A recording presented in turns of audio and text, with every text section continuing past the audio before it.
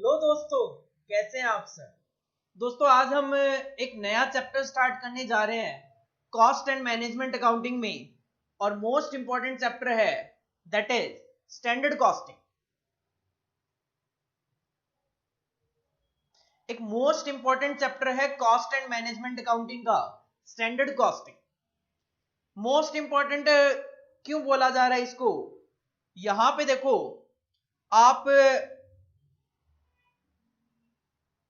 पिछले 7 इयर्स के मतलब 14 अटेम्प्ट में अगर मैं बात करूं कि इस चैप्टर में से एग्जाम में क्या पूछा जाता है, तो एग्जाम में आप देखोगे नवंबर 2015 और नवंबर 2014 को अगर छोड़ दिया जाए तो हर बार इसमें से आपके एग्जाम में क्वेश्चन पूछा गया है। और आप देख सकते हो मोस्ट ऑफ द टाइम जो क्वेश्चन पूछा गया है वो पूछा गया है 8 मार्क्स की वेटेज के साथ। इस वजह से स्टैंडर्ड कॉस्टिंग को मोस्ट इंपॉर्टेंट चैप्टर बोला जाता है एग्जाम पॉइंट ऑफ व्यू से। अब देखो, सबसे पहले इश्यू ये आता है कि स्टैंडर्ड कॉस्टिंग, तो देखो कॉस्टिंग वर्ड तो हमारे लिए नया नहीं है। कॉस्टिंग का मतलब तो होता है प्रोसीजर फॉलो करना एक तरीके से। कॉस्टिंग का मतलब तो होता है कोई ना कोई प्रोसीजर हम फॉलो करते हैं जिसके थ्रू हम या तो कॉस्ट कैलकुलेट करने की कोशिश करते हैं, या फिर कॉस्ट को कंट्रोल करने की कोशिश करते हैं, या फिर सेलिंग प्राइस डिटरमाइन करने की कोशिश करते हैं, या प्रॉफिट कैलकुलेट करने की कोशिश करते हैं। तो यहां पे जो कॉस्टिंग है वो लिया गया है प्रोसीजर ऑफ कॉस्ट कंट्रोल के पॉइंट ऑफ व्यू से। क्योंकि जो स्टैंडर्ड कॉस्टिंग है वो एक ऐसी प्रोसीजर फॉलो करती है जिसका मेन जो ऑब्जेक्टिव है वो होता है कॉस्ट को कंट्रोल करना। तो इश्यू ये आता है व्हाट इज स्टैंडर्ड। देखो, व्हाट इज स्टैंडर्ड की अगर मैं बात करूं तो स्टैंडर्ड वर्ड का सिंपल सा मतलब होता है कोई ना कोई लेवल सेट करना, या फिर कोई ना कोई क्राइटेरिया सेट करना। स्टैंडर्ड का मतलब क्या होता है? लेवल, या फिर कोई ना कोई क्राइटेरिया सेट करके चलना। जैसे कि एक बहुत अच्छा एग्जांपल जो आपको समझ में आएगा, हमारा जो institute of chartered accountant of India है ICAI, उन्होंने CA इंटरमीडिएट के लिए एक पासिंग क्राइटेरिया बताया हुआ है। क्या? कि आपको 40% इन ईच सब्जेक्ट लेकर आने हैं, 100 में से 40। और एग्रीगेट की अगर बात करें तो ग्रुप वाइज बात करें 50%। अगर आप एक ग्रुप देते हो तो आपको 200 नंबर लेके आने, और अगर आप बोथ ग्रुप देते हो तो 40% इन ईच सब्जेक्ट, और 800 में से आपको 400 नंबर लेकर आने। ये क्या है? ये क्राइटेरिया है, पासिंग क्राइटेरिया है। अगर कोई स्टूडेंट इस क्राइटेरिया को सेटिस्फाई करता है तो वो माना जाएगा पास, और जो इस क्राइटेरिया को सेटिस्फाई नहीं करता वो माना जाएगा फेल। तो ये एक्चुअल में CA इंस्टीट्यूट के पॉइंट ऑफ व्यू से स्टैंडर्ड है कि जो इस स्टैंडर्ड को अचीव करेगा ही विल बी कंसीडर्ड पास, और जो इसको अचीव नहीं कर पाएगा वो है फेल। इसी तरीके से ऑर्गेनाइजेशन में क्या होता है? ऑर्गेनाइजेशन में होते हैं वेरियस टाइप ऑफ मैनेजर्स, और हर एक मैनेजर का कुछ ना कुछ रिस्पॉन्सिबिलिटी होती है। जैसे मान लो एक ऑर्गेनाइजेशन में 2 मैनेजर हैं, परचेज मैनेजर और प्रोडक्शन मैनेजर। परचेज मैनेजर का काम क्या होता है?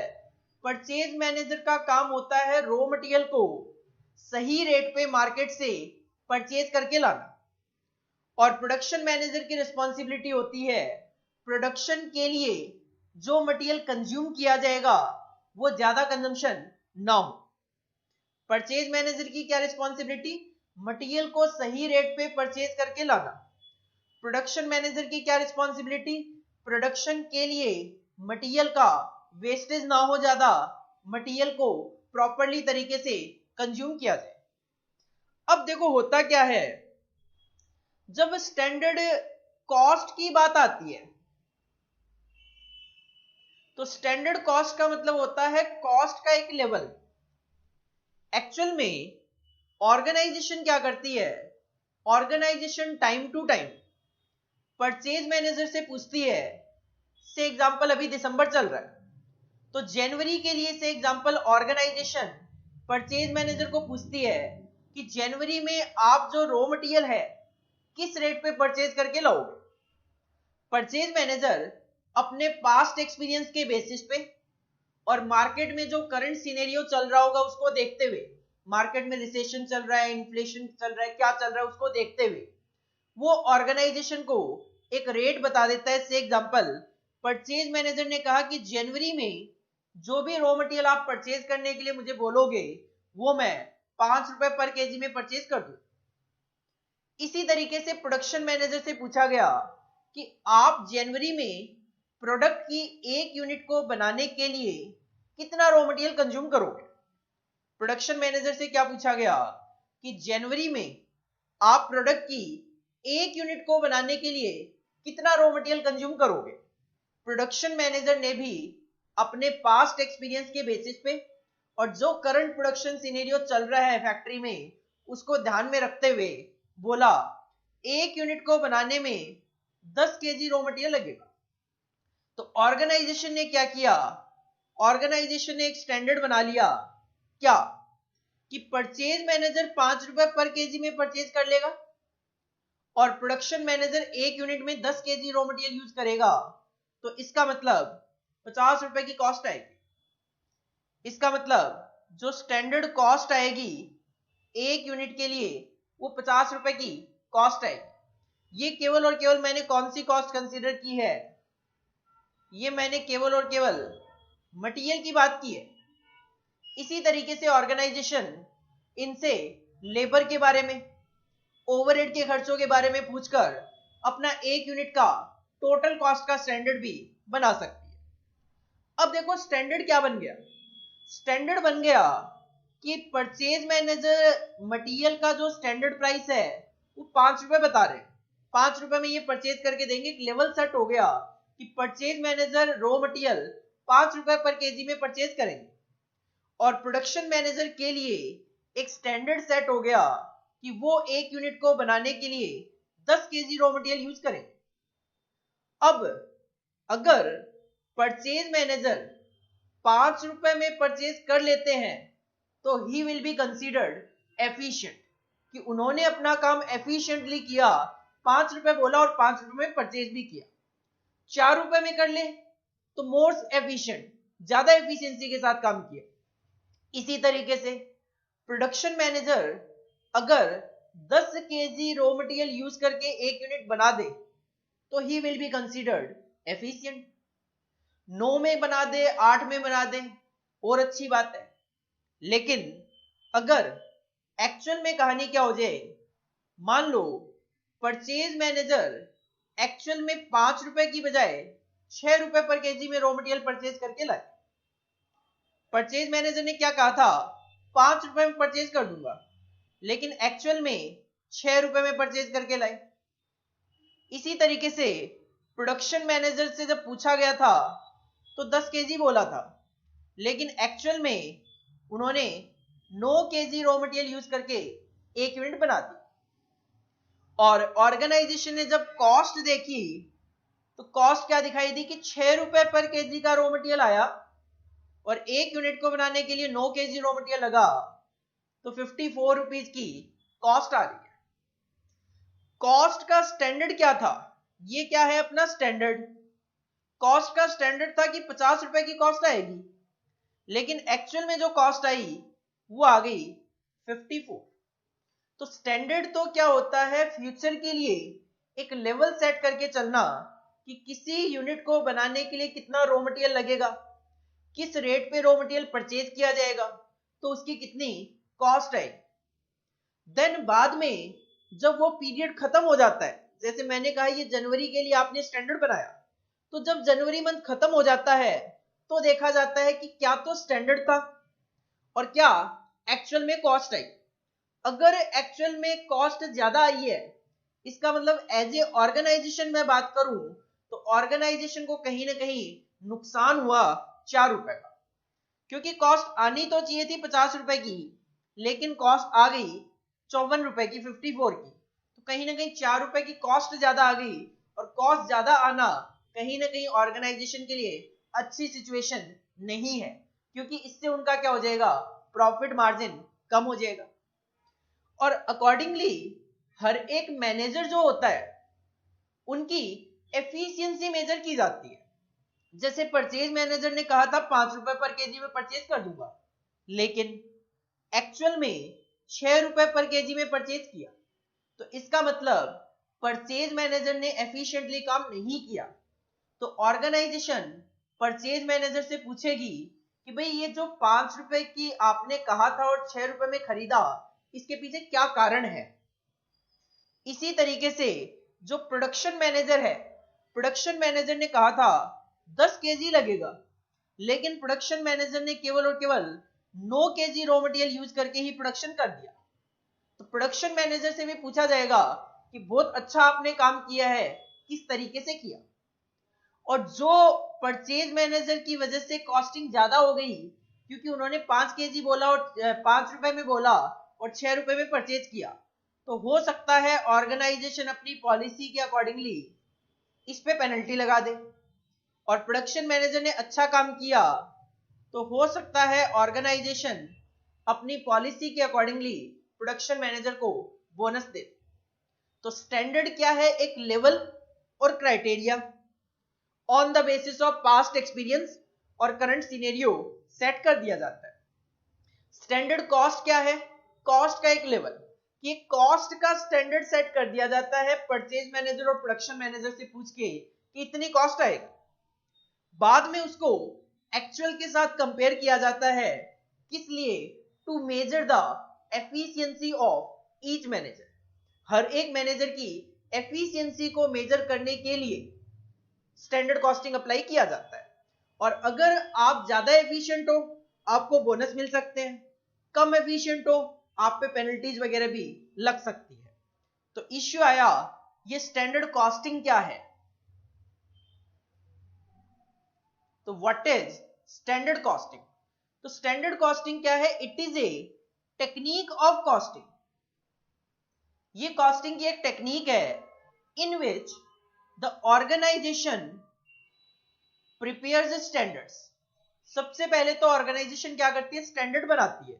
जैसे हमने अभी अभी स्टैंडर्ड बनाया था कि 5 रुपए पर केजी में रॉ मटेरियल परचेज किया जाएगा और 1 यूनिट को बनाने में 10 केजी रॉ मटेरियल लगेगा, तो 50 रुपए की कॉस्ट आएगी। ये हमने क्या किया, स्टैंडर्ड प्रिपेयर किया। कैसे ये स्टैंडर्ड बनाया गया, with the help of concerned manager. जैसे कि परचेज मैनेजर से प्राइस पूछ लिया, प्रोडक्शन मैनेजर से रॉ मटेरियल का कंजम्पशन पूछ लिया, and compare it with actuals.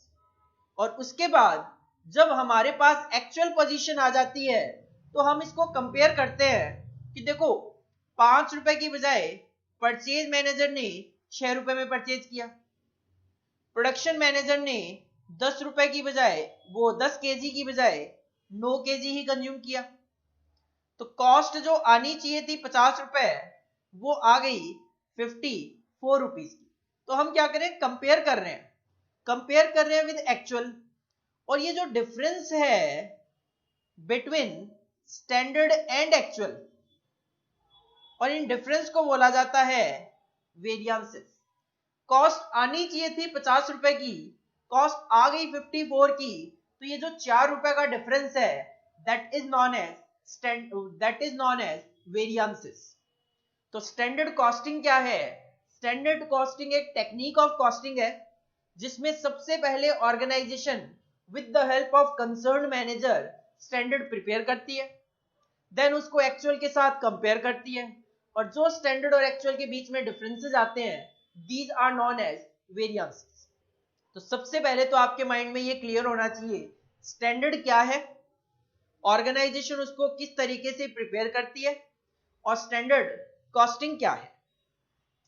अब देखो हमने कहा, ये भी हमने बात की कि स्टैंडर्ड कॉस्टिंग जो अप्लाई किया जाता है उसका मेन पर्पस है to measure the efficiency of the manager, ताकि हम हर एक मैनेजर की एफिशिएंसी जान सके और उसके बेसिस पे उन पे अगर कोई पेनल्टी लगानी है, किसी मैनेजर को बोनस देना है, तो उसका डिसीजन वहां पे लिया जा सके। तो ये जो वेरिएंस वर्ड हमने अभी अभी यूज किया, हमने जो वर्ड यूज किया, the difference between the standard and actual is known as variance.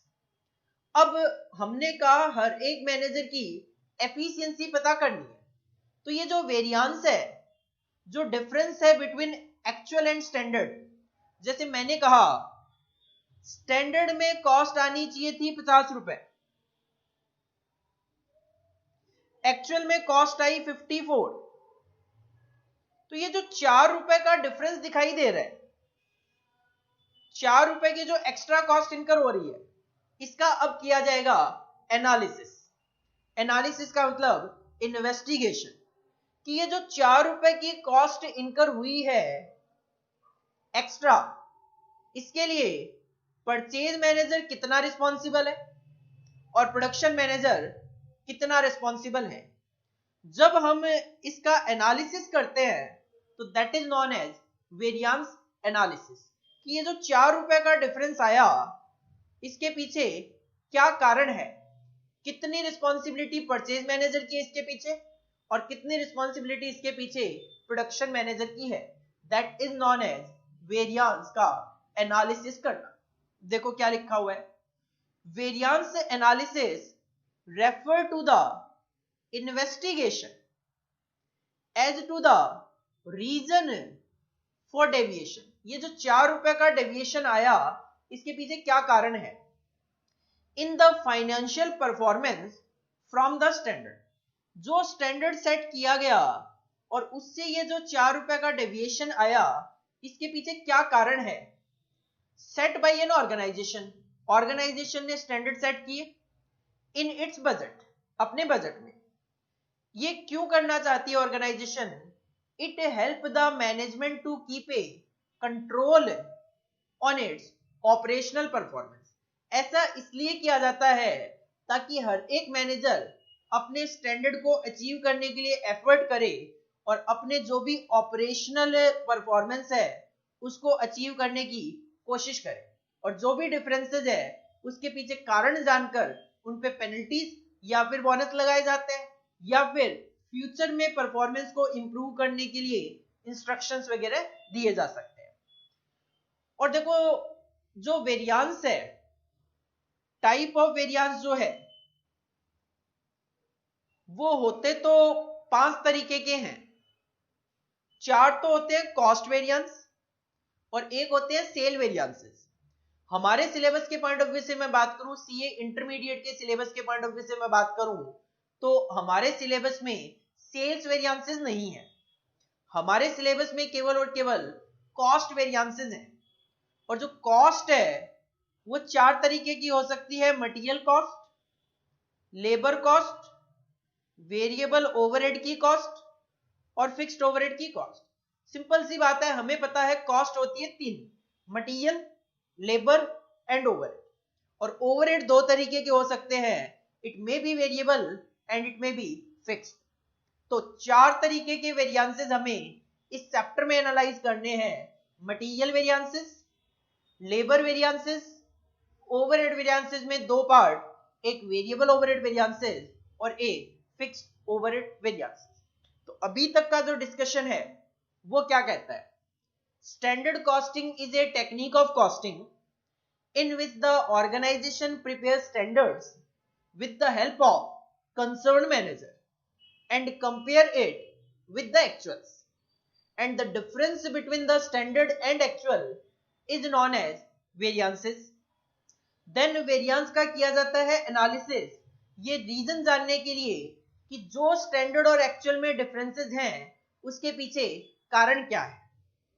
हमारे सिलेबस के पॉइंट ऑफ व्यू से बात करूं, कॉस्ट वेरिएंसेस कवर किए गए। कॉस्ट 3 ही होती है, मटेरियल, लेबर, ओवरहेड। तो वेरिएंसेस भी 3 ही है वैसे तो, मटेरियल वेरिएंसेस, लेबर वेरिएंसेस और ओवरहेड वेरिएंसेस। लेकिन ओवरहेड वेरिएबल भी हो सकते हैं, फिक्स्ड भी हो सकते हैं, तो उनके 2 पार्ट बना दिए गए, एक variable overhead variances and another one is fixed overhead variances.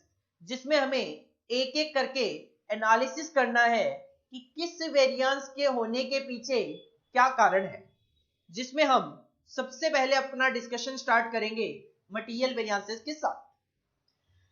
देखो, मटेरियल वेरिएंसेस जो है वो मोस्ट इंपॉर्टेंट है। इसके पीछे दो कारण है। एक तो एग्जाम में सबसे ज्यादा जो वेरिएंसेस अभी तक पूछे गए हैं वो पूछे गए हैं मटेरियल वेरिएंसेस, और दूसरा कारण इसके पीछे ये है, अगर आपको मटेरियल वेरिएंसेस समझ आ जाता है तो आप ये मान के चलो आगे आने वाले जो वेरिएंसेस है, labour, variable overhead, fixed overhead variances, वो आप इजीली समझ जाओगे, क्योंकि जो टर्मिनोलॉजी है और जो कॉन्सेप्ट है वो सेम फॉलो किया गया। सबसे पहले बात करें मटेरियल वेरिएंसेस की। देखो, मटेरियल वेरिएंस का मतलब क्या है, इसको समझने के लिए एक एग्जांपल देखते हैं। ऑर्गेनाइजेशन ने with the help of purchase और प्रोडक्शन मैनेजर एक स्टैंडर्ड बनाया कि जब हम जनवरी मंथ में प्रोडक्ट की 1 यूनिट बनाएंगे तो मटेरियल की कॉस्ट क्या आएगी। प्रोडक्शन मैनेजर से पूछा गया तो उन्होंने कहा मैं 1 यूनिट को बनाने के लिए 10 केजी रॉ मटेरियल यूज करूंगा। इसी तरीके से जब परचेज मैनेजर से पूछा गया तो उन्होंने कहा मैं 1 केजी रॉ मटेरियल आपको 5 रुपए पर केजी में परचेज कर दूंगा। सेम एग्जांपल लिया है मैंने जो पीछे लिया हुआ था। तो अकॉर्डिंगली यहां पे ये कॉस्ट आ गई आपकी 50 रुपए की। ये 20 नहीं है, ये 50 है।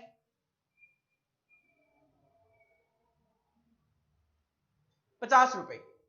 तो स्टैंडर्ड सेट हो गया मटेरियल की कॉस्ट का कि एक प्रोडक्ट की यूनिट को बनाने के लिए 50 रुपए की कॉस्ट आएगी, जिसमें 10 केजी रॉ मटेरियल कंज्यूम होगा और परचेज मैनेजर उसको 5 रुपए पर केजी में परचेज कर देंगे।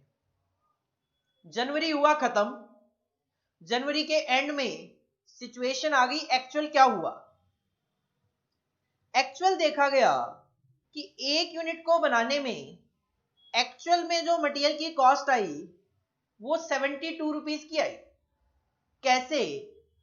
प्रोडक्शन मैनेजर ने 1 यूनिट को बनाने के लिए 12 केजी रॉ मटेरियल यूज किया, जबकि स्टैंडर्ड था 10 केजी का। इसी तरीके से परचेज मैनेजर ने 1 केजी रॉ मटेरियल परचेज किया 6 रुपए में, जबकि स्टैंडर्ड था 5 रुपए। तो अब देखो, जो कॉस्ट हमने सोची थी 50 रुपए की वो एक्चुअल में कितनी आई? 72। मटेरियल की कॉस्ट जो हमने सोची थी 50 रुपए की आएगी वो आ गई 72।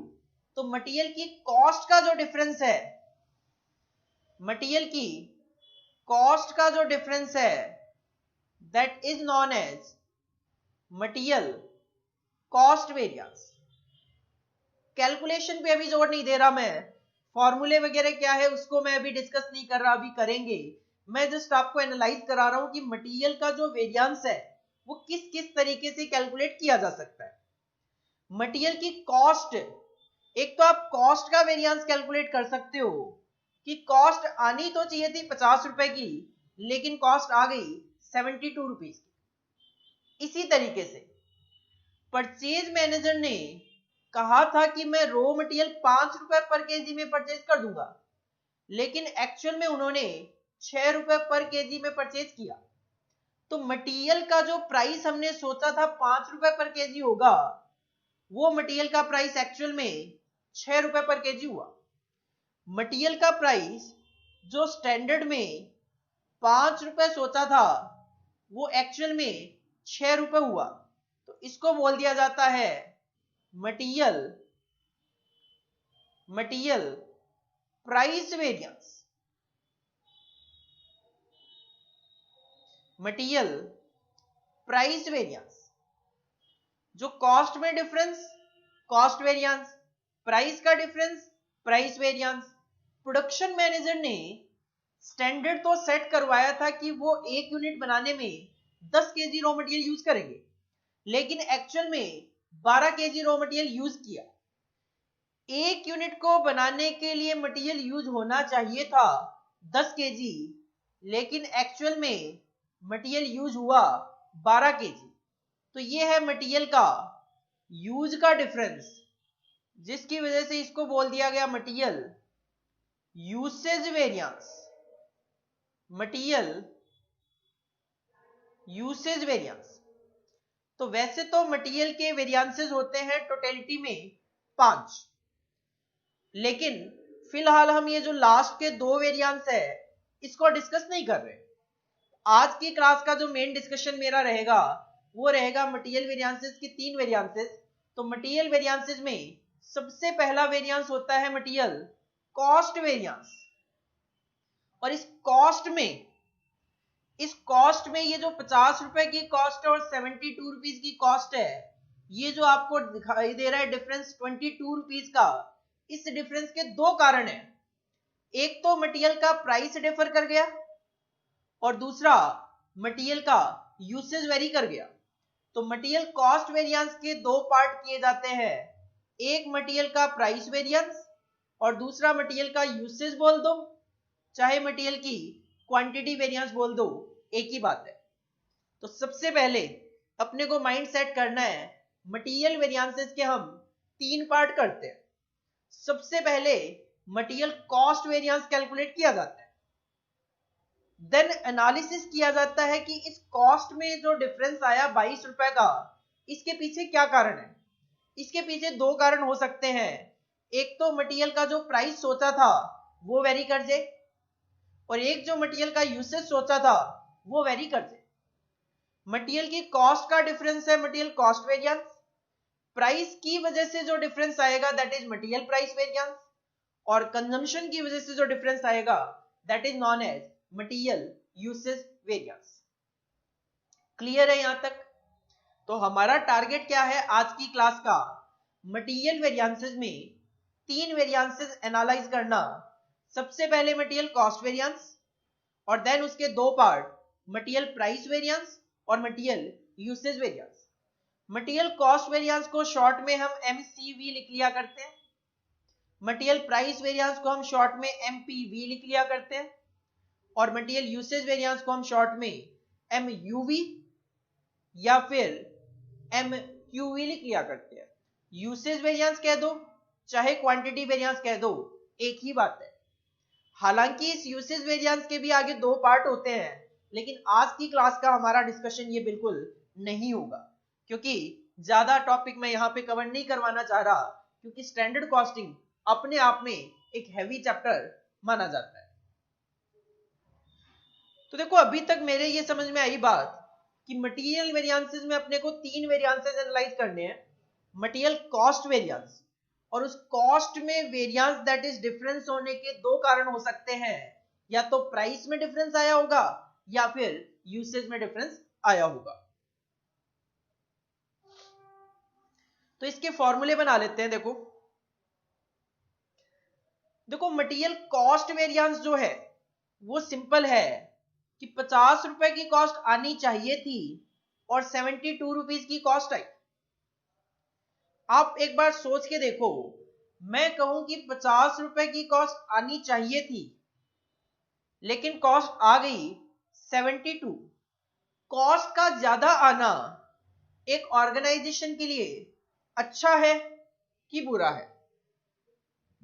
ऑफ कोर्स बुरा है।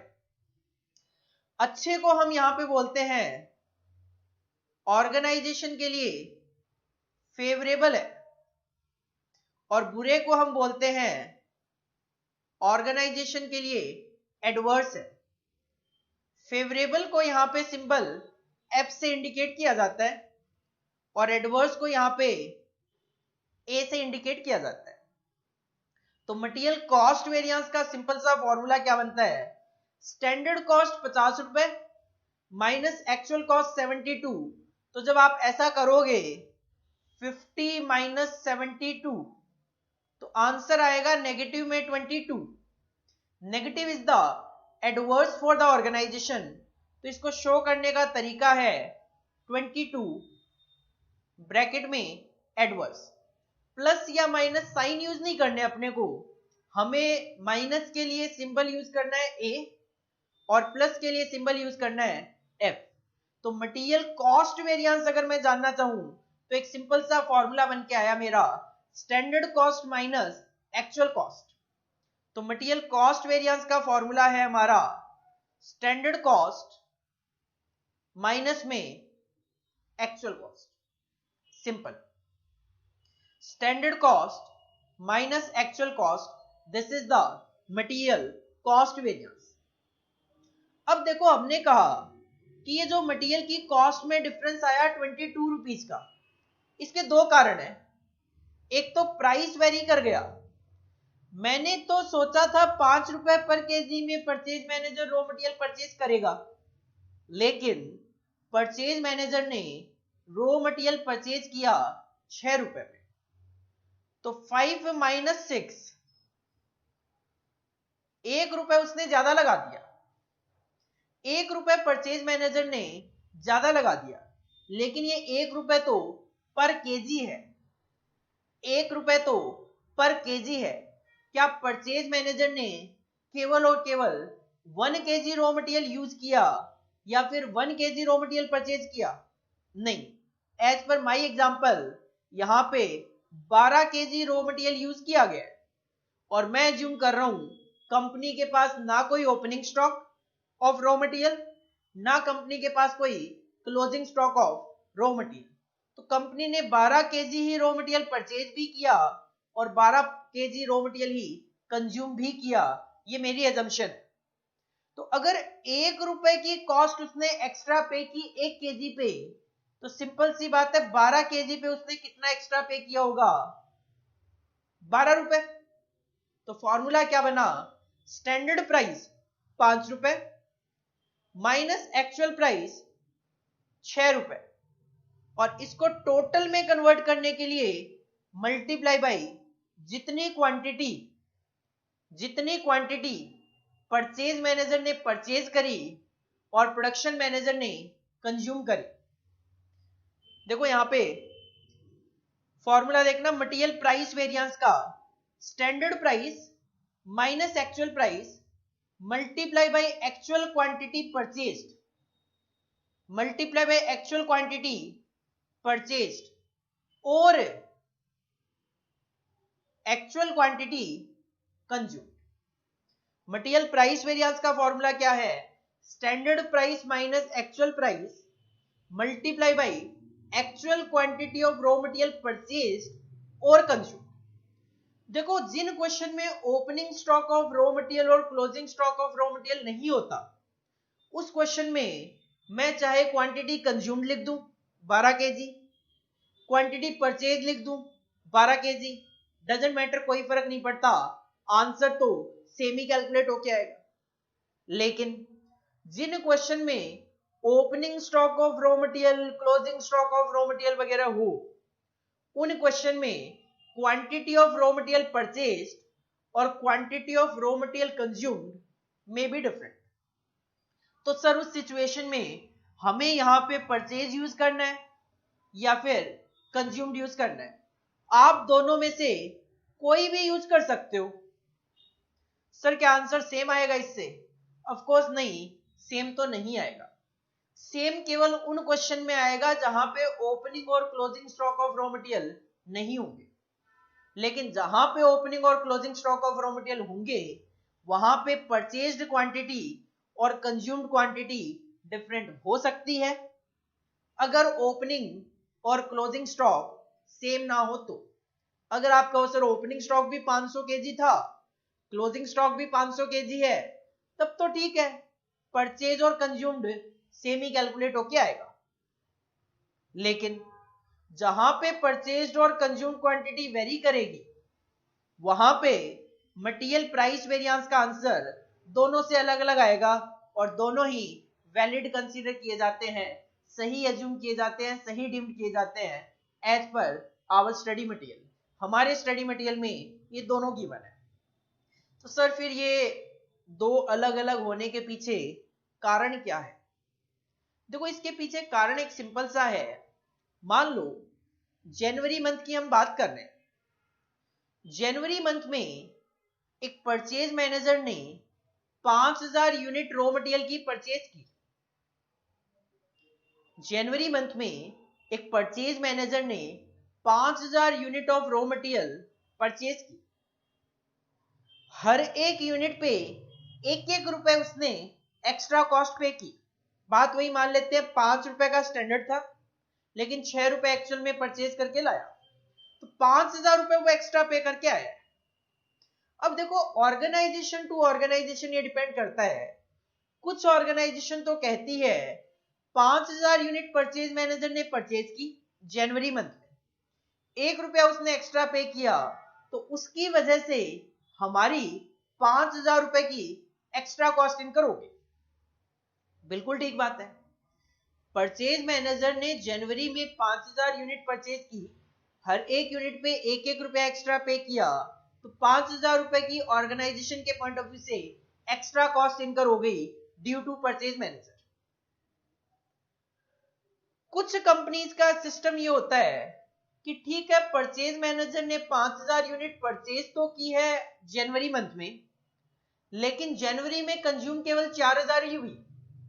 तो अभी जो हमारी अकाउंटिंग में इफेक्ट जो आया होगा कॉस्टिंग पे, वो केवल 4000 क्या ही आया होगा, क्योंकि मैं यहां पे प्रोडक्ट की कॉस्ट की बात करता हूं मेनली, और प्रोडक्ट की कॉस्ट में तो फिलहाल मैंने केवल और केवल 4000 यूनिट ही रॉ मटेरियल की यूज की।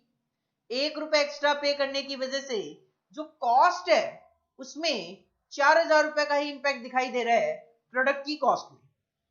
जो 1000 यूनिट रॉ मटेरियल की है, उससे एग्जांपल मेरे पास क्लोजिंग स्टॉक में पड़ी हुई है, तो ऑर्गेनाइजेशन कहती है जब इसको यूज किया जाएगा 1000 को, तभी और तभी हम उसके लिए परचेज मैनेजर की भी रिस्पॉन्सिबिलिटी कैलकुलेट करते हुए चलेंगे। तो कुछ ऑर्गेनाइजेशन तो जिस महीने में परचेज किया जाता है उसी महीने में total variance of purchase manager calculate करके रख दिया जाता है। कुछ ऑर्गेनाइजेशन जैसे जैसे उसको कंज्यूम करती है तब तब परचेज मैनेजर के अकॉर्डिंगली जो वेरिएंसेस आए हैं वो कैलकुलेट किए जाते हैं। तो हालांकि परचेज मैनेजर ने अगर 5000 रुपए की एक्स्ट्रा कॉस्ट इनकर की है, तो रिस्पॉन्सिबल तो वो 5000 के लिए होगा, लेकिन केवल और केवल जनवरी में उसको 5000 के लिए रिस्पॉन्सिबल ठहराया जाए, या 4000 के लिए जनवरी में और 1000 के लिए फरवरी में, depending upon the policy of the organisation. तो ये केवल और केवल कंपनी की पॉलिसी पे डिपेंड करता है कि company material price variance calculate करते वक्त क्वांटिटी परचेज लेती है या फिर क्वांटिटी कंज्यूम लेती है। तो सर एग्जाम में हम क्या लिखते हैं? एग्जाम में बेटा जब जब आपके क्वेश्चन में परचेज्ड और कंज्यूम्ड क्वांटिटी डिफर कर रही हो, आप मटेरियल प्राइस वेरिएंस एक बार नहीं 2 बार कैलकुलेट करके आओ। एक बार material price variance is equal to standard price minus actual price into actual quantity purchase के हिसाब से कैलकुलेशन दिखाओ, और लगा के दोबारा उसका फॉर्मूला लगाओ, material price variance is equal to standard price minus actual price multiply by actual quantity consumed. तो material price variance quantity purchased और क्वांटिटी कंज्यूम्ड दोनों तरीके से हम कैलकुलेट कर सकते हैं। जहां जहां ओपनिंग और क्लोजिंग स्टॉक नहीं है, एक बार ही अपने को कैलकुलेट करना है, चाहे आप परचेज लिखना चाहे कंज्यूम लिखना। लेकिन जहां जहां परचेज्ड क्वांटिटी अलग है और कंज्यूम्ड क्वांटिटी अलग है, वहां वहां प्राइस वेरिएंस हम 2 बार कैलकुलेट करेंगे, एक बार परचेज्ड क्वांटिटी लेकर और दूसरी बार कंज्यूम्ड क्वांटिटी लेकर। और तीसरा जो वेरिएंस है, प्रोडक्शन मैनेजर ने कहा था 10 केजी रॉ मटेरियल यूज करूंगा, लेकिन एक्चुअल में 12 केजी रॉ मटेरियल यूज किया, तो स्टैंडर्ड यूसेज तो था 10 केजी यूज होना चाहिए था, लेकिन एक्चुअल में 12 केजी यूज हुआ। ये तो 2 केजी है, लेकिन जो भी वेरिएंसेस कैलकुलेट किए जाते हैं वो किए जाते हैं मॉनेटरी टर्म्स में, अमाउंट में। तो इसको अमाउंट में कन्वर्ट करने के लिए हम मल्टीप्लाई करते हैं इसको स्टैंडर्ड प्राइस से। तो purchase manager is responsible for the price and actual quantity purchased and production manager is responsible for production quantity, और प्राइस से उसका कोई लेना देना नहीं है, जस्ट हम उसको टोटल में कन्वर्ट करने के लिए जो स्टैंडर्ड प्राइस है वही कंसीडर करते हुए चलते हैं। तो फॉर्मूला क्या बन गया, standard quantity of material minus actual quantity of material multiply by standard price. तो material usage variance is equal to standard quantity of material minus actual quantity of material multiply by standard price. Sir यहां पे एक formula और लिखा हुआ है material cost variance का, ये क्या है ये भी बता दो। देखो ये क्या है, हमने कहा हम मटेरियल कॉस्ट वेरिएंस के दो पार्ट करते हैं, प्राइस और यूसेज।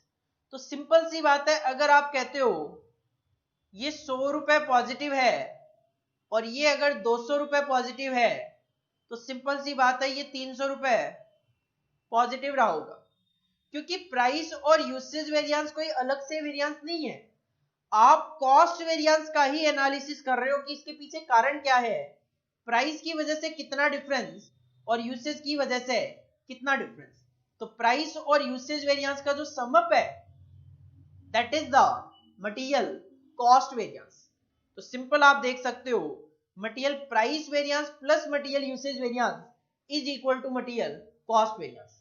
लेकिन ये फॉर्मूला केवल और केवल तब वर्क करेगा when material price variance is on the basis of quantity consumed, क्योंकि ये है कॉस्ट, और किसी भी प्रोडक्ट की कॉस्ट में आप रॉ मटेरियल परचेज की जो कॉस्ट होती है वो नहीं डालते, रॉ मटेरियल कंज्यूम्ड की कॉस्ट डालते।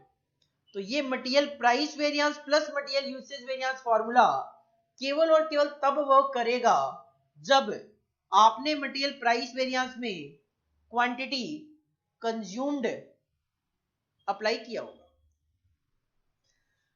सर ये भी बता दो कि ये मटेरियल यूसेज वेरिएंस में ये क्या लिखा हुआ है। तो बेटा अभी हम इसको नहीं बताएंगे, क्योंकि हमने ना तो मटेरियल यील्ड वेरिएंस अभी डिस्कस किया, ना मटेरियल मिक्स वेरिएंस डिस्कस किया, तो हम अभी इसकी चर्चा नहीं कर रहे। साथ में नीचे दो लाइनें लिखी हुई है वो आप देख लो, purchase manager will be responsible for material price variance, क्योंकि प्राइस किससे पूछा गया था, परचेज मैनेजर से, and production manager will be responsible for usage variance, क्योंकि मटेरियल का कंजम्पशन किससे पूछा गया था, प्रोडक्शन मैनेजर से। और जैसे मैंने पहले भी कहा, अगर आपका आंसर आता है पॉजिटिव में तो इट इंडिकेट फेवरेबल, जिसके लिए हमें सिंबल एफ इंडिकेट करना है, और अगर नेगेटिव आंसर आता है तो इट इंडिकेट एडवर्स, जिसको आपने सिंबल ए से इंडिकेट करते हुए चलना है। तो अभी तक का मेरा जो डिस्कशन है वो क्या है, अभी तक का अपना डिस्कशन है मटेरियल वेरिएंसेस में तीन वेरिएंसेस, मटेरियल कॉस्ट वेरिएंस और उसके दो पार्ट मटेरियल प्राइस वेरिएंस और मटेरियल यूसेज वेरिएंस। सर फॉर्मूले याद करने का कोई तरीका बताओ। तरीका बड़ा सिंपल सा है, आप माइंड में सेट कर लो कि स्टैंडर्ड पहले आता है और एक्चुअल बाद में आता है। तो अगर आप कॉस्ट का डिफरेंस निकाल रहे हो, अगर आप कॉस्ट का डिफरेंस निकाल रहे हो, तो मैंने कहा स्टैंडर्ड पहले आता है एक्चुअल बाद में आता है, तो फॉर्मूला बन गया standard cost minus actual cost. Price variance standard पहले आता है और एक्चुअल बाद में आता है, तो फॉर्मूला बन गया standard price minus actual price. लेकिन इससे तो केवल और केवल मटेरियल की एक यूनिट का ही वेरिएंस आया, तो एक्चुअल में जितनी क्वांटिटी परचेज मैनेजर ने परचेज करी है उससे मल्टीप्लाई कर दो, या फिर मटेरियल क्वांटिटी कंज्यूम से मल्टीप्लाई कर दो, तो वो टोटल आ जाएगा। और अगर आपको यूसेज वेरिएंस निकालना है, क्वांटिटी वेरिएंस निकालना है, तो स्टैंडर्ड पहले आता है और एक्चुअल बाद में आता है, तो standard quantity of material minus actual quantity of material. लेकिन ये तो केवल और केवल क्वांटिटी का डिफरेंस है, जबकि वेरिएंस तो अमाउंट में आता है, तो मल्टीप्लाई बाय स्टैंडर्ड प्राइस। ये हो गए फॉर्मूले याद। मटेरियल कॉस्ट वेरिएंस का एक फॉर्मूला और भी बनाया जा सकता है, material price variance plus material usage variance is equal to material cost variance.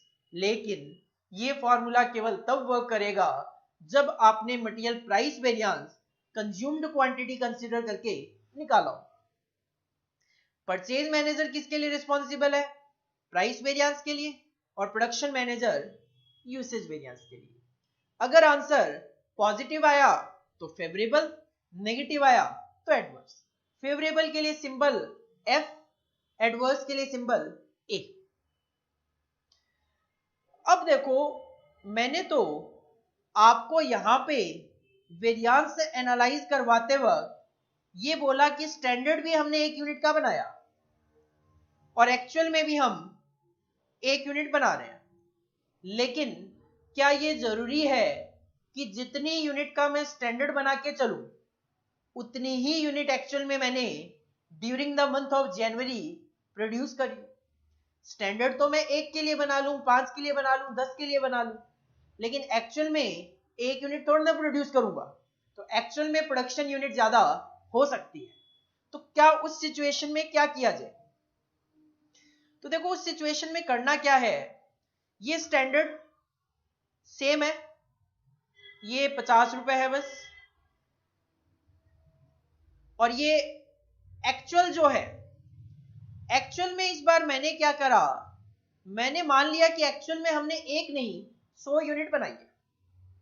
Standard में आपने क्या सोचा था, सर 10 केजी रॉ मटेरियल लगेगा 1 यूनिट को बनाने के लिए, और परचेज मैनेजर 5 रुपए पर केजी में इसको परचेज करेंगे, 50 रुपए की कॉस्ट आनी चाहिए। ये है जनवरी का स्टैंडर्ड। लेकिन एक्चुअल में जनवरी में 1 नहीं 100 यूनिट बनाई गई, और वो 100 यूनिट बनाई गई तो उसके लिए मटेरियल की क्या कॉस्ट आई?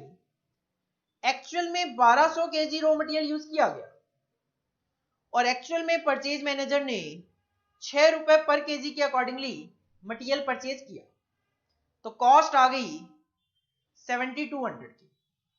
क्या मैं ये कह सकता हूं कि सोचा था 50 रुपए की कॉस्ट आएगी और कॉस्ट आ गई 7200 की? क्या मैं ऐसा कह सकता हूं? आंसर है नहीं। क्यों? क्योंकि ये तो आप 1 यूनिट की कॉस्ट की बात कर रहे हो, और यहां पे ये है 100 यूनिट की कॉस्ट की बात। तो इसका मतलब मैं अपने स्टैंडर्ड को एक्चुअल के साथ कंपेयर नहीं कर पा रहा। तो हम क्या करते हैं, हम अपने स्टैंडर्ड को दोबारा से बना लेते हैं। हम अपने स्टैंडर्ड को दोबारा से बना लेते हैं उतनी यूनिट के लिए जितनी एक्चुअल में आउटपुट आपने बनाया। हम अपने स्टैंडर्ड को दोबारा से बना लेते हैं उतनी यूनिट के लिए जितना आपने एक्चुअल में आउटपुट बनाया, दैट इज 100 यूनिट के लिए।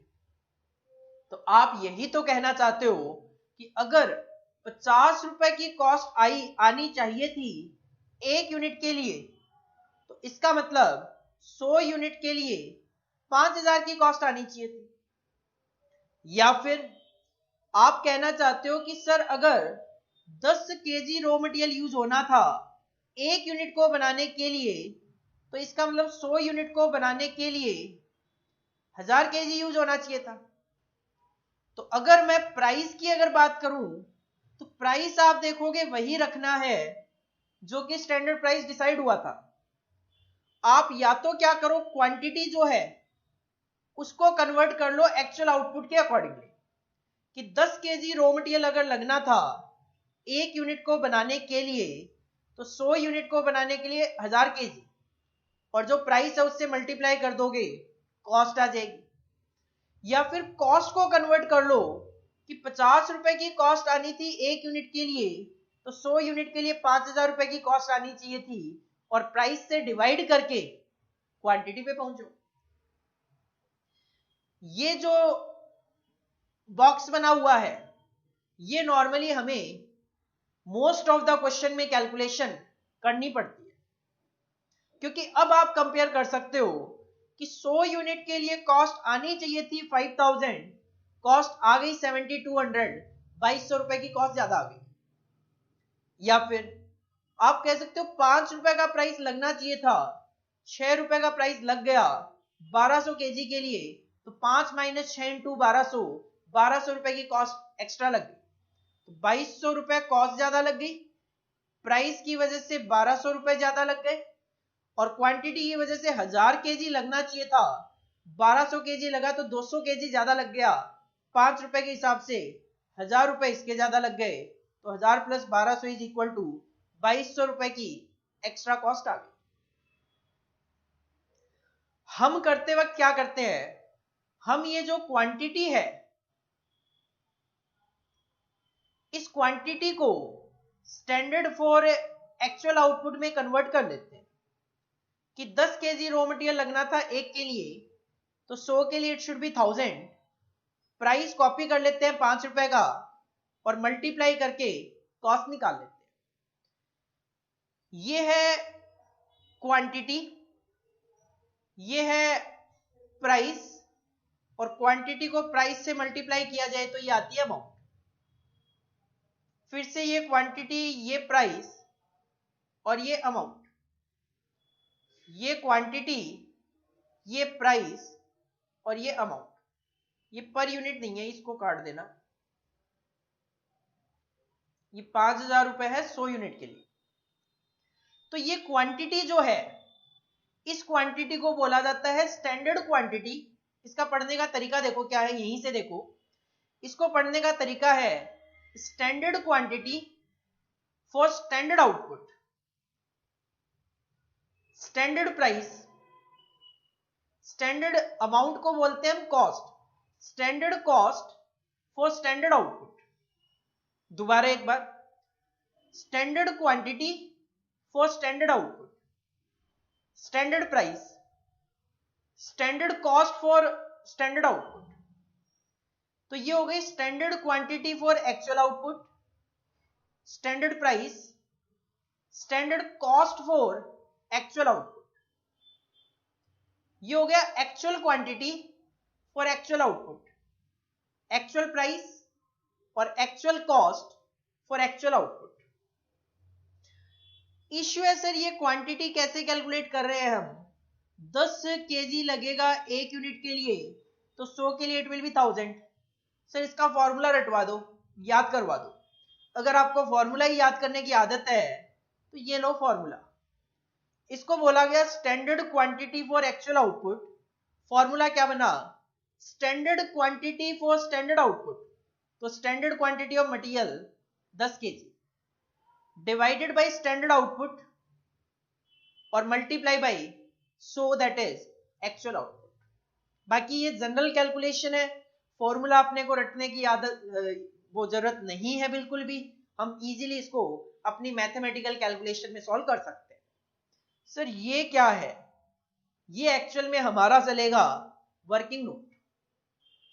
ये वर्किंग नोट चलेगा हमारा उन क्वेश्चन में जहां जहां स्टैंडर्ड आउटपुट और एक्चुअल आउटपुट डिफरेंट होंगे, तो उस सिचुएशन में हमें एक वर्किंग नोट बनाना है that is known as data for material variances.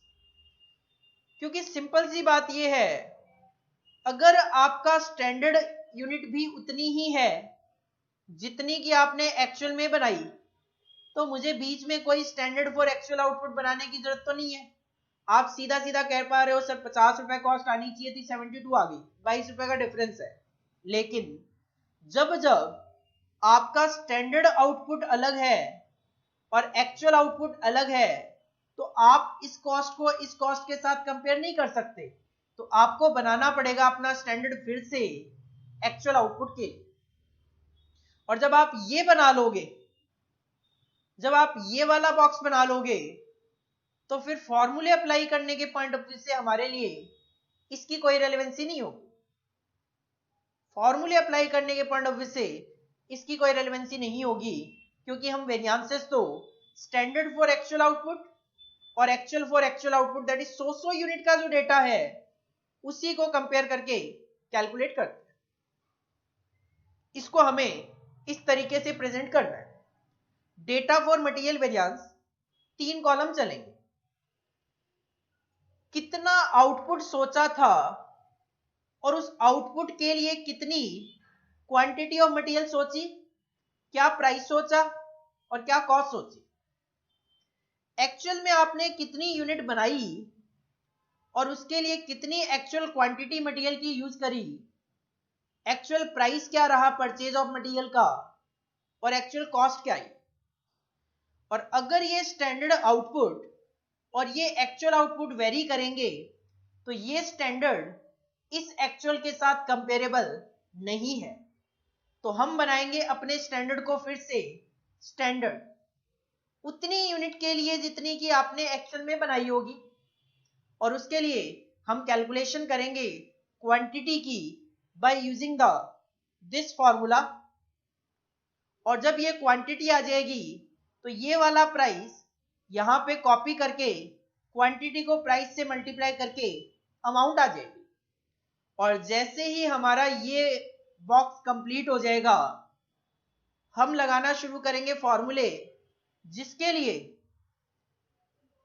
इसकी कोई जरूरत नहीं है, इस कॉलम की कोई जरूरत नहीं है। तो हम अपना data standard for actual output और actual for actual output compare करके अपने वेरिएंसेस निकालेंगे। यहां पे Q है क्वांटिटी ऑफ मटेरियल, P है प्राइस ऑफ मटेरियल और A है अमाउंट ऑफ मटेरियल, क्योंकि हम निकालने जा रहे हैं मटेरियल के वेरिएंसेस। तो अभी तक की अगर बात करें मटेरियल वेरिएंसेस, एक बार रिवाइज कर लेते हैं, क्योंकि इसके बाद हम मूव ऑन करने वाले हैं प्रैक्टिकल क्वेश्चंस पे। सबसे पहले हमारे सामने क्वेश्चन आएगा तो हम देखेंगे क्या स्टैंडर्ड आउटपुट, मतलब जो यूनिट बनाने की मैंने सोची थी, क्या एक्चुअल में उतनी ही यूनिट बनाई है। अगर हां तो मैं स्टैंडर्ड फॉर स्टैंडर्ड आउटपुट का कॉलम बनाऊंगा और एक्चुअल फॉर एक्चुअल आउटपुट का कॉलम बनाऊंगा और अपने फॉर्मूले अप्लाई करके वेरिएंसेस निकाल दूंगा। लेकिन अगर मेरा स्टैंडर्ड आउटपुट जो मैंने यूनिट बनाने की सोची थी और एक्चुअल में जो मैंने यूनिट बनाई है वो डिफरेंट है, तो फिर मैं अपने स्टैंडर्ड को कन्वर्ट करूंगा स्टैंडर्ड फॉर एक्चुअल आउटपुट में। उसके बाद स्टैंडर्ड फॉर एक्चुअल आउटपुट और एक्चुअल फॉर एक्चुअल आउटपुट पे फॉर्मूले अप्लाई करूंगा। Material cost variance is equal to standard cost minus actual cost. Price variance is equal to standard price minus actual price multiply by actual quantity of material consumed or purchased. Usage variance standard quantity of material minus actual quantity of material multiply by standard price of material. Clear है यहां तक? I assume आप साथ की साथ copy करते हुए चल रहे हो। अगर साथ की साथ आप कॉपी नहीं कर पाए हो कहीं पे भी, तो आप जहां पे कॉपी नहीं कर पाए हो वहां पे वीडियो को रोक के कॉपी कर सकते हो।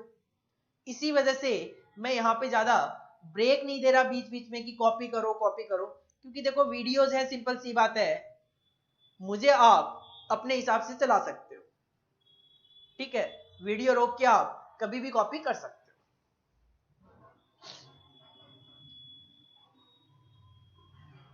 हाँ जी, इसके बाद हम मूव ऑन करेंगे अपने प्रैक्टिकल क्वेश्चंस पे।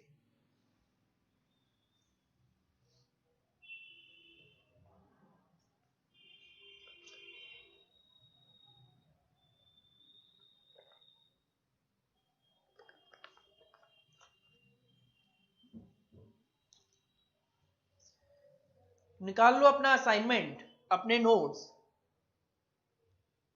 और स्टैंडर्ड कॉस्टिंग चैप्टर का सबसे पहला क्वेश्चन। सबसे पहले हम एक दो छोटे छोटे क्वेश्चन ट्राई कर लेते हैं, जिसमें हमें केवल और केवल मटेरियल कॉस्ट वेरिएंस, जो पहला वेरिएंस है, वही कैलकुलेट करना है। देखो सबसे पहला क्वेश्चन, क्वेश्चन नंबर 1,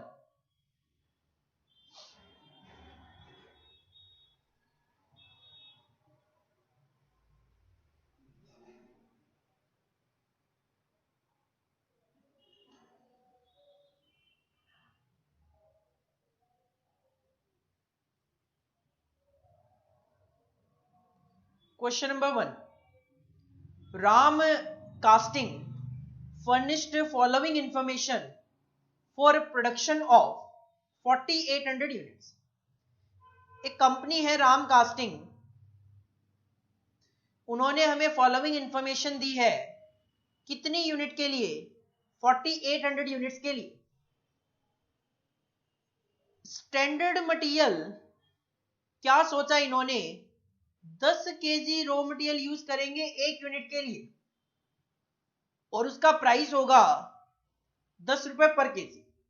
मतलब ऑर्गेनाइजेशन ने परचेज मैनेजर से पूछा होगा कि किस रेट पे मटेरियल परचेज करोगे, उन्होंने कहा 10 रुपए पर केजी। प्रोडक्शन मैनेजर से पूछा होगा तो प्रोडक्शन मैनेजर ने कहा 10 केजी यूज करूंगा एक यूनिट को बनाने के लिए। लेकिन एक्चुअल में क्या कहानी हुई? Actual material use 50,000 KG raw material use हुआ एक्चुअल में और 5,25,000 रुपए की कॉस्ट आ गई एक्चुअल में। तो एक्चुअल में अगर मैं बात करूं 5,25,000 रुपए की कॉस्ट आई, जिसमें आपने 50,000 केजी जो रॉ मटेरियल है वो यूज किया। 5,25,000 रुपए 50,000 केजी रॉ मटेरियल, तो 10.5 रुपए की कॉस्ट आ रही है एक केजी की। 10 रुपए 50 पैसा पर केजी की कॉस्ट आ रही है। क्वेश्चन हमसे केवल और केवल मटेरियल कॉस्ट वेरिएंस जानना चाहता है। एक एमसीक्यू क्वेश्चन है। हालांकि सीए इंटरमीडिएट में एमसीक्यू क्वेश्चन नहीं आएंगे, कुछ सब्जेक्ट में एमसीक्यू इंट्रोड्यूस किए गए हैं, but cost and management accounting में एमसीक्यू इंट्रोड्यूस नहीं किए गए। एमसीक्यू क्वेश्चन केवल और केवल इसलिए कि एक तो ये सीएस में आया हुआ था, वहां से मैंने इसको कॉपी किया था। दूसरा, छोटे छोटे क्वेश्चन क्या है, प्रैक्टिस पॉइंट ऑफ व्यू से बेटर रहते हैं। तो देखो क्वेश्चन में मुझे ये समझ में आया, एक यूनिट को बनाने के लिए स्टैंडर्ड है 10 केजी रॉ मटेरियल और प्राइस है 10 रुपए का। एक्चुअल में 50,000 केजी रॉ मटेरियल यूज हुआ, 5,25,000 रुपए की कॉस्ट आई, तो मैंने कैलकुलेट कर लिया 10 रुपए 50 पैसा पर केजी है और 4800 यूनिट आपने प्रोडक्शन किया है। हमें मटेरियल कॉस्ट वेरिएंस कैलकुलेट करके देना है। चलो जी, आते हैं आंसर नंबर 1 पे। मैंने अपना फॉर्मेट बनाया हुआ है, आप अपना फॉर्मेट बनाओगे। आंसर नंबर 1, सबसे पहले आप क्वेश्चन में देखो कि क्या मेरा जो स्टैंडर्ड आउटपुट है और एक्चुअल आउटपुट है वो सेम है। देखो, जब मुझे स्टैंडर्ड का डेटा बताया जा रहा था तो एक यूनिट के लिए डेटा बताया जा रहा है, जबकि मुझे जो एक्चुअल डेटा बताया जा रहा है वो ज्यादा बताया जा रहा है और इन्होंने प्रोडक्शन किया है 4800 यूनिट्स का। इसका मतलब स्टैंडर्ड आउटपुट तो एक यूनिट के लिए, जबकि एक्चुअल में आपने प्रोडक्शन किया 4800 यूनिट्स का। तो हम बनाएंगे डेटा फॉर मटेरियल वेरिएंसेस, क्योंकि स्टैंडर्ड आउटपुट है एक यूनिट और एक्चुअल आउटपुट है 4800 यूनिट्स। स्टैंडर्ड आउटपुट है एक यूनिट और एक्चुअल आउटपुट है 4800 यूनिट्स। क्वेश्चन ने कहा एक यूनिट को बनाने के लिए 10 केजी रॉ मटेरियल लगेगा। परचेज मैनेजर से पूछा गया, परचेज मैनेजर ने कहा 10 रुपए पर केजी में परचेज कर लूंगा, प्राइस भी 10 रुपए। तो अगर 10 केजी रॉ मटेरियल लगेगा, 10 रुपए उसका प्राइस होगा, तो कॉस्ट आएगी एक यूनिट को बनाने के लिए 100 रुपए की। तो यहां आपको स्टैंडर्ड आउटपुट की यूनिट लिखनी है, यहां आपने एक्चुअल आउटपुट की यूनिट लिखनी है। ये हो गया आपका standard quantity of material for 1 unit, ये है स्टैंडर्ड प्राइस और ये हो गया standard cost for 1 unit. Actual में आपने कितना रॉ मटेरियल कंज्यूम किया? 50,000 केजी और एज पर क्वेश्चन उसकी कॉस्ट है 5,25,000 रुपए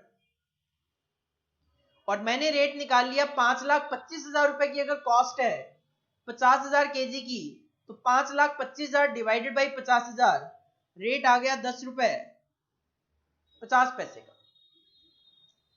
क्या मैं स्टैंडर्ड फॉर स्टैंडर्ड आउटपुट और एक्चुअल फॉर एक्चुअल आउटपुट को कंपेयर करके अपना मटेरियल कॉस्ट वेरिएंस निकाल सकता हूं? नहीं निकाल सकता, क्योंकि ये है 1 यूनिट का डेटा और ये है 4800 यूनिट का डेटा। तो हम क्या करेंगे, अपने स्टैंडर्ड को दोबारा से बनाएंगे for actual output. Actual output मतलब 100 यूनिट के लिए हम अपने स्टैंडर्ड को फिर से बनाएंगे 100 यूनिट के लिए। तो आप क्या करोगे, आप कहोगे सर अगर 10 केजी रॉ मटेरियल लगना था 1 यूनिट को बनाने के लिए, 100 नहीं है 4800 है, 100 नहीं, एक्चुअल आउटपुट जो है वो है 4800।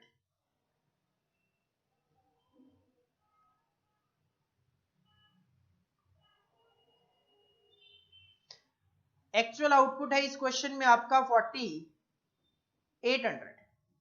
तो आप कहोगे सर अगर 10 केजी रॉ मटेरियल लगना था 1 यूनिट को बनाने के लिए तो 4800 के लिए 48,000 केजी लगना चाहिए। तो फॉर्मूला यूज कर लो standard quantity of actual output का। स्टैंडर्ड क्वांटिटी ऑफ मटेरियल कितना, 10 केजी। स्टैंडर्ड आउटपुट कितना, 1 यूनिट। और एक्चुअल आउटपुट कितना, 4800 यूनिट्स। तो 48,000 केजी ऑफ रॉ मटेरियल लगना चाहिए था, रॉ मटेरियल लगना चाहिए था 48,000 KG at the rate of ₹10। Cost आनी चाहिए थी 4,80,000 रुपए की। कॉस्ट आनी चाहिए थी 4,80,000 की। जैसे मैंने पहले भी कहा, जैसे ही आप अपना स्टैंडर्ड फॉर एक्चुअल आउटपुट बना लो, इसकी हमारे लिए कोई रेलेवेंसी नहीं है। आपको काटने की जरूरत नहीं है, मैंने जस्ट केवल इसलिए काटा है कि इसकी कोई रेलेवेंसी नहीं है। आपको अगर मटेरियल कॉस्ट वेरिएंस निकालना है तो आप सिंपल कहोगे सर 4,80,000 की कॉस्ट आनी चाहिए थी और कॉस्ट आ गई 5,25,000 की। फॉर्मूला है आपका standard cost for actual output 4,80,000 minus actual cost for actual output 5,25,000। Answer आ गया 45,000, वो भी नेगेटिव में, that is indicated by adverse symbol A. तो this is your answer 45,000 adverse. This is the answer number 1। इसको आप कॉपी करो।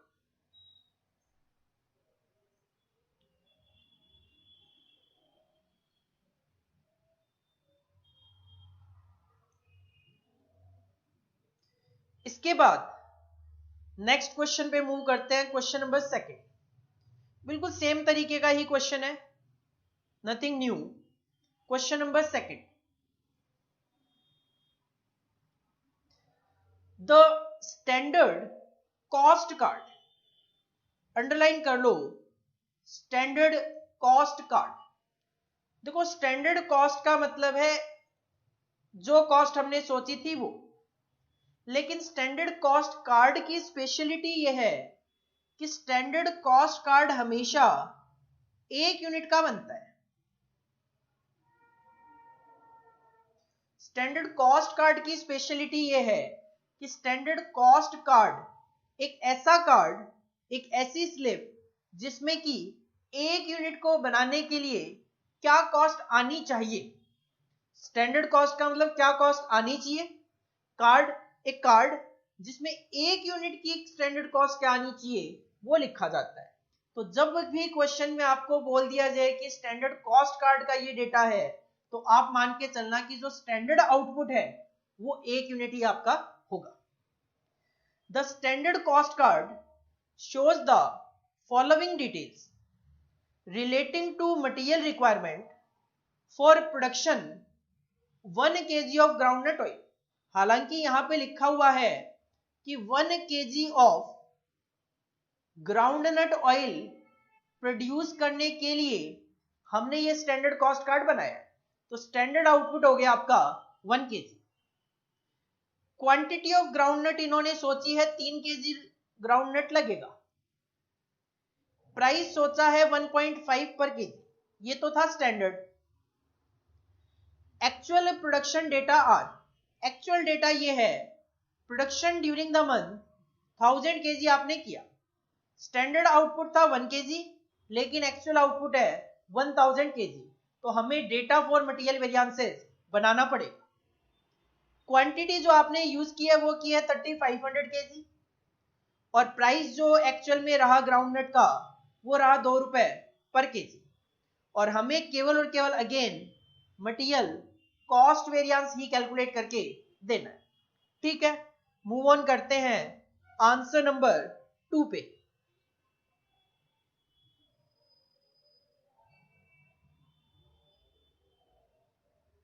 Answer number 2, मेरा फॉर्मेट अगेन बना हुआ है, आपको फॉर्मेट बनाना है।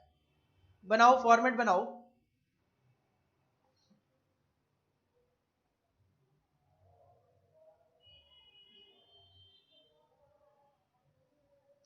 Data for material variances, 3 column, standard for standard output, standard for actual output and actual for actual output.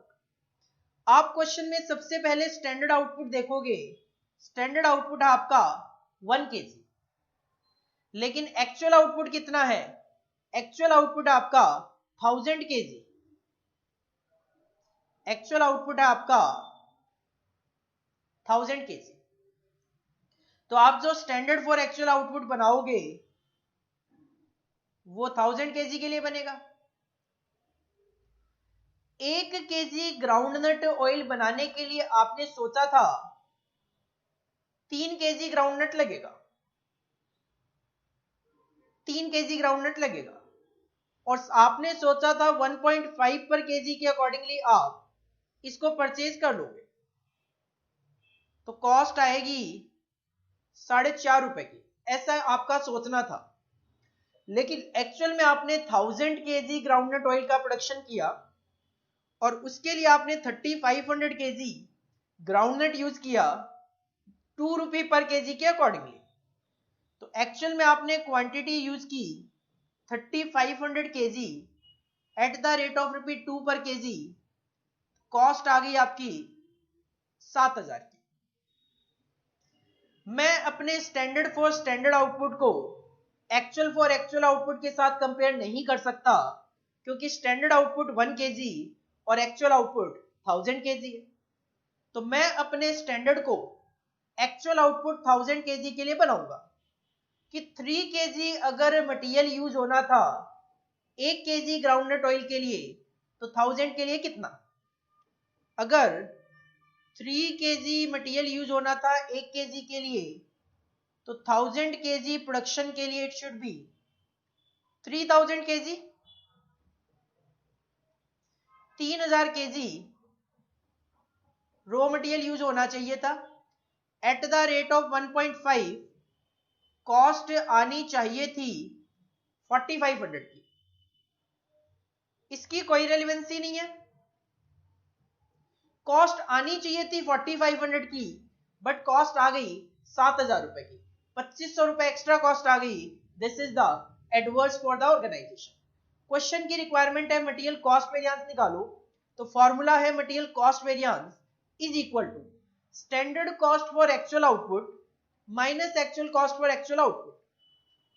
Standard cost for actual output 4500 minus actual cost for actual output 7000, तो extra cost आ गई 2500 रुपए की negative में, that is adverse for the organisation. तो this is the answer number 2, same था बिल्कुल question number 1 की तरह। तो मैं तो ये सजेस्ट करता हूं क्वेश्चन नंबर 1 आप मेरे साथ साथ करो, क्वेश्चन नंबर 2 पहले आप करके देखो, उसके बाद मेरे आंसर से मैच करके देखो। इसको आप कॉपी कर सकते हो। क्वेश्चन नंबर 5 जो है ये तो आपके एग्जाम का भी क्वेश्चन है, नवंबर 2008 में आपके एग्जाम में पूछा गया था।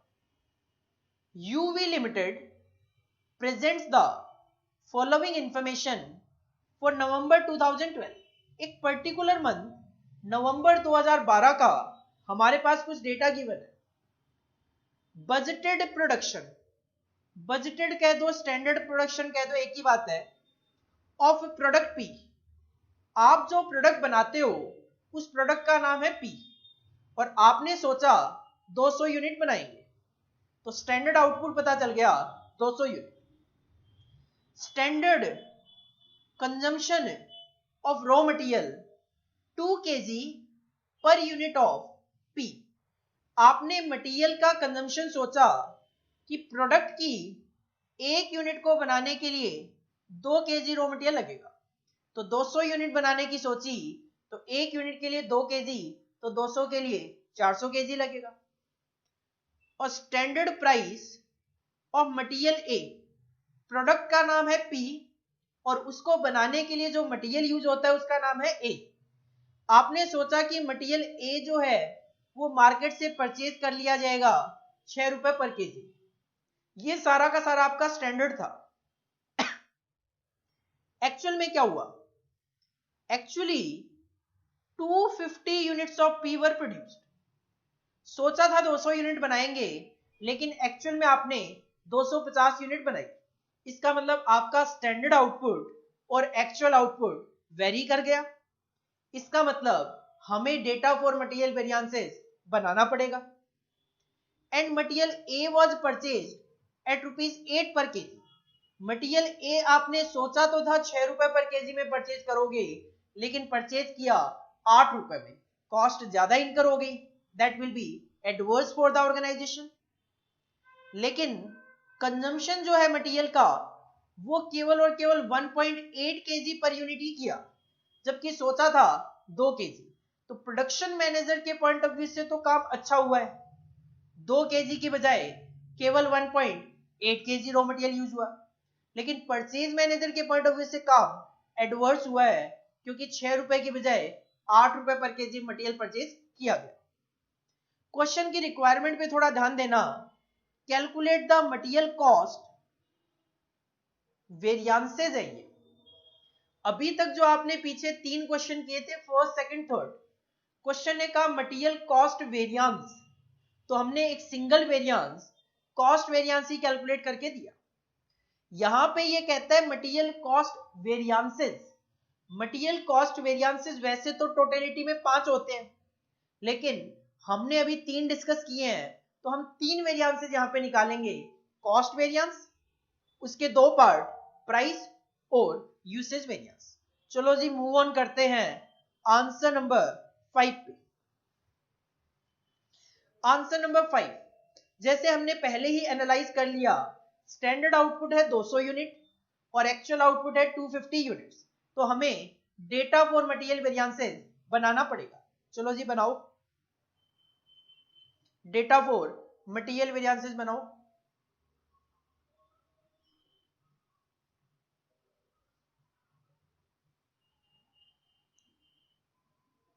स्टैंडर्ड आउटपुट कितना? 200। एक्चुअल आउटपुट कितना? 250। एक्चुअल आउटपुट कितना? 250। एक यूनिट को बनाने के लिए 2 केजी रॉ मटेरियल लगेगा, तो 200 यूनिट को बनाने के लिए 400 केजी रॉ मटेरियल लगेगा। 6 रुपए का प्राइस आपने सोचा था, तो इसका मतलब कॉस्ट आनी चाहिए 2400 रुपए की, लेकिन 200 यूनिट के लिए। लेकिन एक्चुअल में क्या हुआ? एक्चुअल में आपने 250 यूनिट बनाई और एक यूनिट को बनाने के लिए 1.8 केजी रॉ मटेरियल कंज्यूम किया, तो एक्चुअल में 450 केजी रॉ मटेरियल आपने कंज्यूम किया। परचेज करते वक्त 8 रुपए में परचेज किया, तो कॉस्ट आ गई 3600। स्टैंडर्ड फॉर स्टैंडर्ड आउटपुट और actual for actual output comparable नहीं है, क्योंकि स्टैंडर्ड आउटपुट है आपका 200 यूनिट का, जबकि एक्चुअल आउटपुट आपका 250 यूनिट का। तो हम बनाएंगे अपना standard for actual output 250 unit के लिए। तो आप सिंपली क्या कहोगे, अगर 400 केजी रॉ मटेरियल लगना था 200 के लिए, तो 250 के लिए कितना?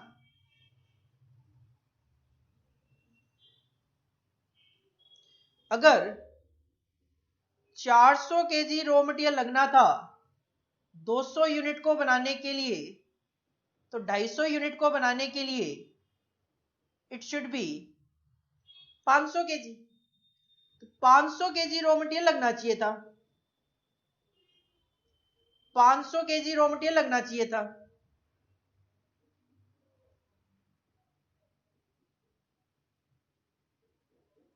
एट द रेट ऑफ ₹6, 3,000 रुपए की कॉस्ट आनी चाहिए थी।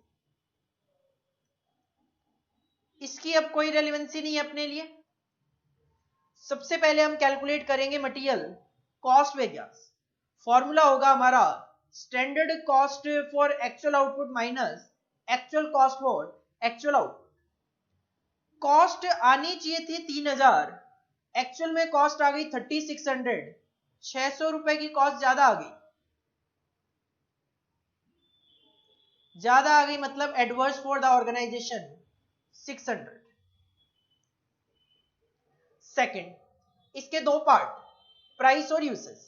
सेकंड मटेरियल प्राइस वेरिएंस का फॉर्मूला होता है standard price minus actual price multiply by actual quantity purchase और कंज्यूम।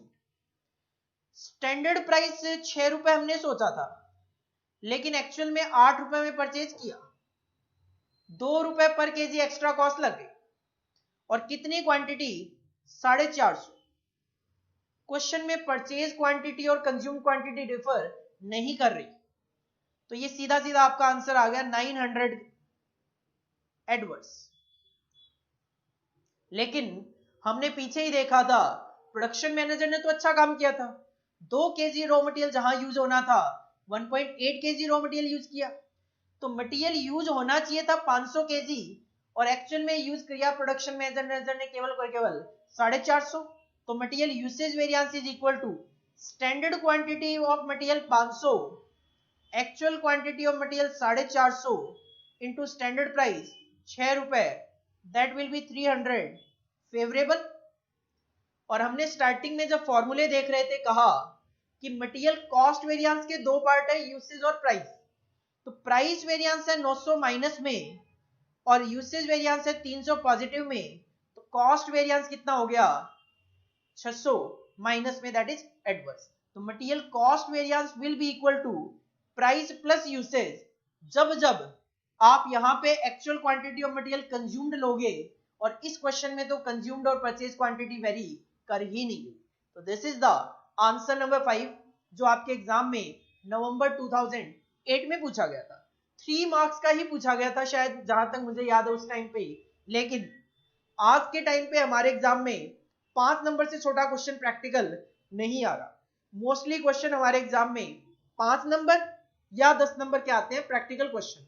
तो इस क्वेश्चन को आप आज के टाइम पे 5 नंबर की वेटेज का कंसीडर कर सकते हो। इसको आप कॉपी कर लो।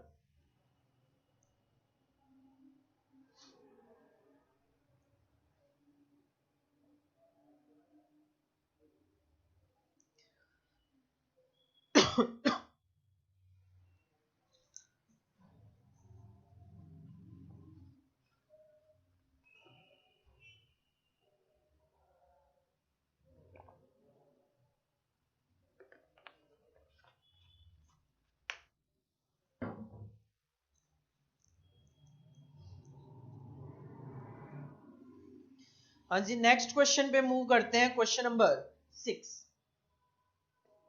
क्वेश्चन नंबर 6,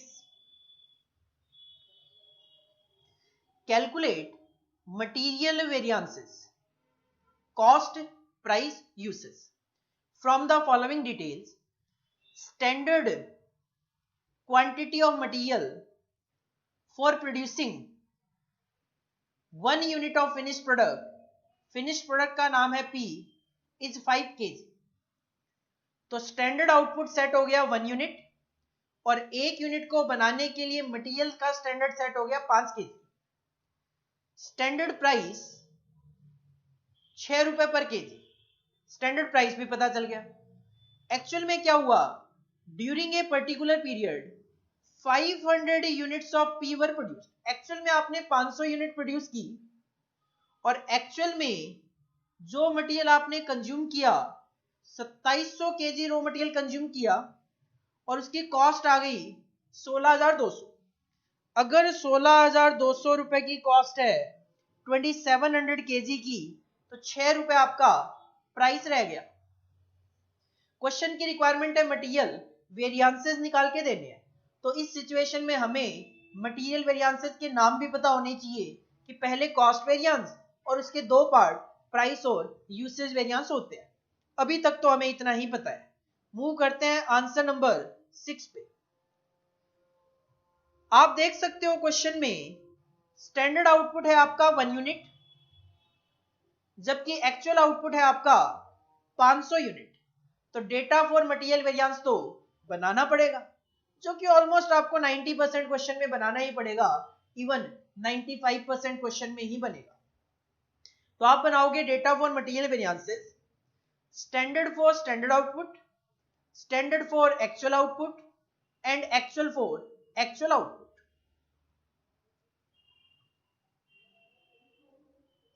स्टैंडर्ड आउटपुट है आपका 1 यूनिट, लेकिन एक्चुअल आउटपुट है आपका 500 यूनिट। एक्चुअल आउटपुट है अपना 500 यूनिट। क्वेश्चन ने कहा 1 यूनिट को बनाने के लिए 5 केजी रॉ मटेरियल लगेगा और 6 रुपए पर केजी में हम परचेज करेंगे। तो स्टैंडर्ड सेट हुआ कि 5 केजी रॉ मटेरियल लगेगा, 6 रुपए के हिसाब से 30 रुपए की कॉस्ट आएगी। लेकिन एक्चुअल में क्या हुआ, 500 यूनिट बनाई गई, जिसके लिए 2700 केजी रॉ मटेरियल कॉस्ट आई 16,200 रुपए की। तो 16,200 डिवाइडेड बाई 2700, 6 रुपए का प्राइस। ये जो स्टैंडर्ड है 1 यूनिट का है और एक्चुअल है 500 का, तो हम बनाएंगे standard for actual output for 500 units.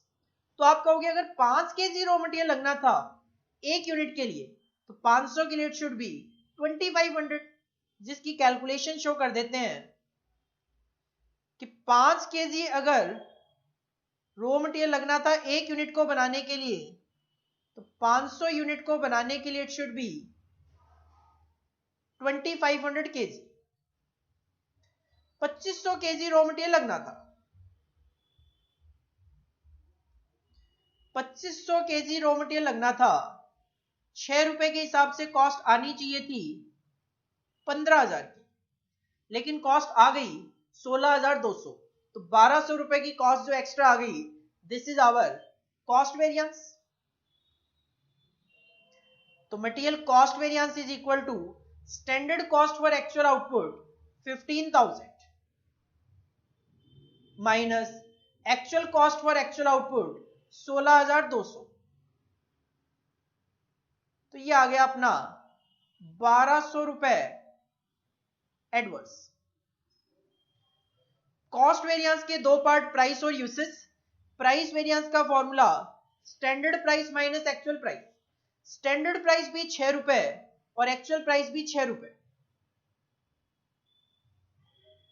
Actual quantity जो कंज्यूम करी आपने, भले ही कितनी भी करो इस क्वेश्चन में, क्योंकि 6 माइनस 6 तो 0 हो गया। और मटेरियल यूसेज वेरिएंस यूज होना चाहिए था 2500 केजी, यूज हुआ 2700 केजी। तो 2500 माइनस 2700, 200 केजी रॉ मटेरियल ज्यादा यूज किया तो एडवर्स है। 6 रुपए का स्टैंडर्ड प्राइस, तो ये 1,200 ही आ गया, क्योंकि प्राइस वेरिएंस 0 था, तो जितना कॉस्ट वेरिएंस उतना ही आपका यूसेज वेरिएंस भी आएगा। तो 1,200 एडवर्स प्लस 0, तो cost variance 1,200 adverse. This is your answer number 6। इसको आप कॉपी कर सकते हैं।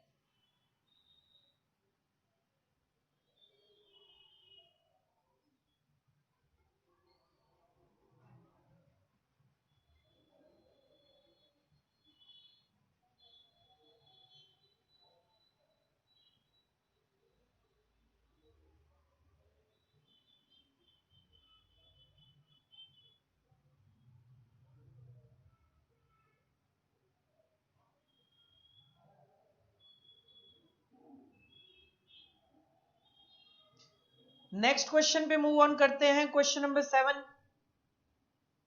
क्वेश्चन नंबर 7 अगेन एक simple question.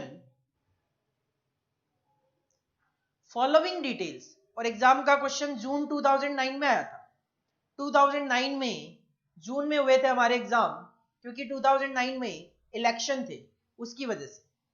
Following details relating to product X, product का नाम है X, during the month of April 2013 का ये डेटा है, आर अवेलेबल।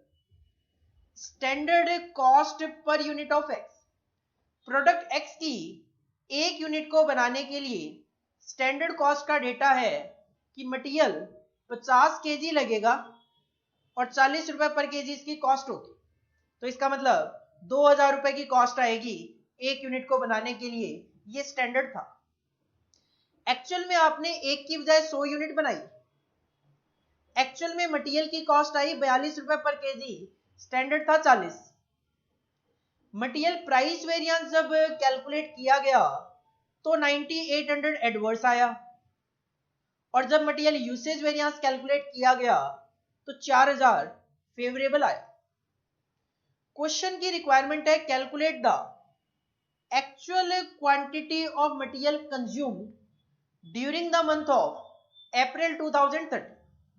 देखो क्वेश्चन केवल और केवल actual quantity of material consumed जानना चाह रहा है।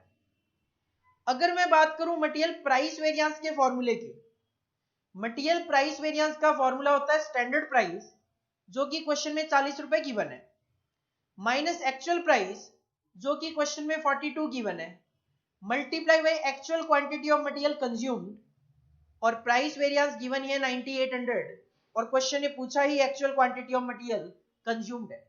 तो आपको अगेन इस क्वेश्चन में कोई डेटा फॉर मटेरियल वेरिएंस वगैरह बनाने की जरूरत नहीं है।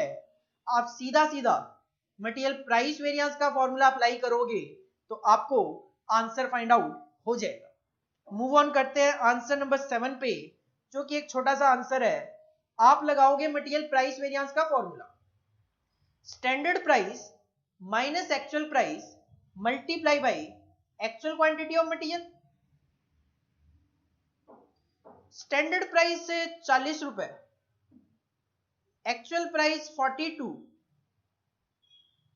मटेरियल प्राइस वेरिएंस है 9800 एडवर्स नेगेटिव में, और हमें कैलकुलेट करना है एक्चुअल क्वांटिटी ऑफ मटेरियल। तो ये सीधा सीधा ही आपकी कैलकुलेशन होके आ जाएगी, actual quantity of material consumed is equal to actual quantity of material is equal to